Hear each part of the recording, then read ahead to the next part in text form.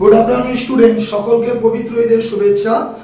ভোকালের জন্য ক্লাসটা একটু সমস্যা হতে পারে, কারণ ভোকালের সমস্যা আছে, তো সাউন্ডে একটু প্রবলেম হলে মানিয়ে নেবে। তো ইম্পর্টেন্ট ক্লাসে চলে এসেছি, দুদিন পর ভিডিও ক্লাসে আসলাম। বেসিক ইংলিশ গ্রামারের ক্লাসে চলে এসেছি। তো দুটো ইম্পর্টেন্ট রুলস তোমাদের জন্য সেট করেছি। চলো স্ক্রিনশটের জন্য কয়েক সেকেন্ড সময় দিচ্ছি। চলো ক্লাসটা শুরু করি। This is Sushanta sir, living at Nabadwip. Number 1 দেখো কি বলেছে, কোথাও কিছু আছে বা ছিল বোঝাতে সেন্টেন্স স্ট্রাকচার দেয়ার দিয়ে শুরু হয়। অর্থাৎ সম্পত্তি আছে কিন্তু সম্পত্তির মালিক নাই, এমন যদি বোঝায় তাহলে আমরা ইন্ট্রোডাক্টরি দেয়ার দিয়ে সেন্টেন্স শুরু করতে পারি।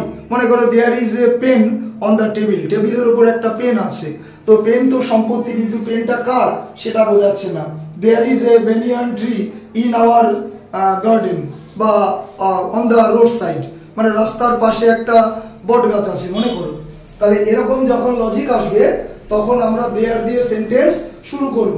তাহলে দেয়ারের পর ইজ বা ওয়াজ তখনই হবে যদি আমার ডান দিকের সাবজেক্টটা কি হয়, এসএন হয়। এসএন মানে বুঝে নেবে সিঙ্গুলার নাম্বার, এসএন মানে সিঙ্গুলার নাম্বার। তারপরে কমপ্লিমেন্ট যা আছে লিখবো আমরা। আরেকটা কি, দেয়ারের পর আর বা ওয়ার তখন হবে, বুঝে নেবে ইজ বা আর, এটা হচ্ছে বর্তমানকালে বোঝাচ্ছে মানে আছে অর্থে, আর ওয়াজ বা ওয়ার অতীতকালে ছিল অর্থে। তাহলে দেয়ারের পর আর বা ওয়ার তখনই হবে যদি আমি আমার ডান দিকের সাবজেক্টটা পিএন হয়। পিএন মানে প্লুরাল নাম্বার, বাদ বাকিটা কমপ্লিমেন্ট। উদাহরণটা দেখে বুঝে নাও। দেয়ার ইজ বা ওয়াজ, তোমাদের সুবিধার জন্য প্রেজেন্ট এবং পাস্ট দুটো এক্সাম্পল একসাথে মিক্সড করে দিয়েছি। দেয়ার ইজ বা ওয়াজ আ ম্যাঙ্গো ট্রি, তাহলে ইজ বা ওয়াজ আছে, তাহলে তার ডান দিকে আমার সাবজেক্টটা কি হবে, সিঙ্গুলার নাম্বার। ম্যাঙ্গো ট্রি এখানে কটা, একটা। তাহলে দেয়ার ইজ বা was a mango tree in our garden.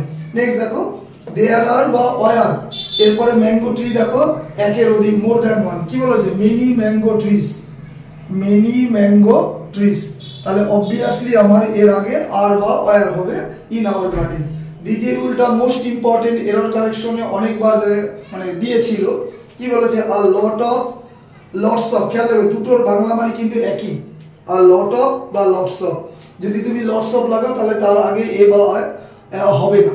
Plenty of, a good deal of ইত্যাদি ফ্রেজগুলির পরে কাউন্টেবল নাউন থাকলে প্লুরাল নাম্বারের ভার্ব হবে। পিএন মানে বারবার বলি প্লুরাল, প্লুরাল নাম্বারের ভার্ব হবে। এবং আনকাউন্টেবল নাউন থাকলে সিঙ্গুলার নাম্বারের ভার্ব হবে। ঠিক আছে, তো এক্সাম্পল দেখো, আ লট অফ বয়েজ, তাহলে আ লট অফ একটা ফ্রেজ, এর পাশে দেখো কাউন্টেবল নাউন আছে। দেখো লট অফ মানে তো প্রচুর, তো প্রচুর যদি হয় কাউন্টেবল নাউন তো নিশ্চয়ই সিঙ্গুলার কখনই আসবে না।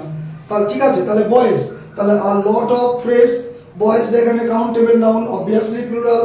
ভার্ব দেখো প্লুরাল হয়েছে, were absent in the seminar. ঠিক আছে, অনেকেই প্রশ্ন করে যে অ্যাবসেন্ট এর পর ফ্রম প্রেপোজিশন বসে, আমিও বলি বসে যদি ডান দিকে কোনো প্লেস বোঝায়, স্কুল, কলেজ, প্লেস, মার্কেট ইত্যাদি। এটা একটা সেমিনার, একটা অনুষ্ঠান বা প্রোগ্রাম ইত্যাদি। এবার দেখো দ্বিতীয়টা, প্লেন্টি অফ ফ্রেজ আমার আছে, তাহলে প্লেন্টি অফ এর পর কি আছে, নাউনটা দেখো আনকাউন্টেবল আছে, ব্লাড কখনোই গণনা করা যায় না। তাহলে দেখো আমার ভার্ব এখানে সিঙ্গুলার আছে, তাহলে plenty of blood was needed. আর প্রথমটা lot of boys were absent in the seminar. সমস্যা হলো ক্লাসটা দিলাম কারণ দুদিন পর ভিডিও ক্লাসে আসলাম। যাই হোক, প্রত্যেকের কাছে লাইক, শেয়ার, সাবস্ক্রাইব অবশ্যই আশা করি। প্রত্যেকে ভালো থাকবে। আরো একবার ঈদের শুভেচ্ছা রইল। ক্লাস শেষ করলাম। Have a good day.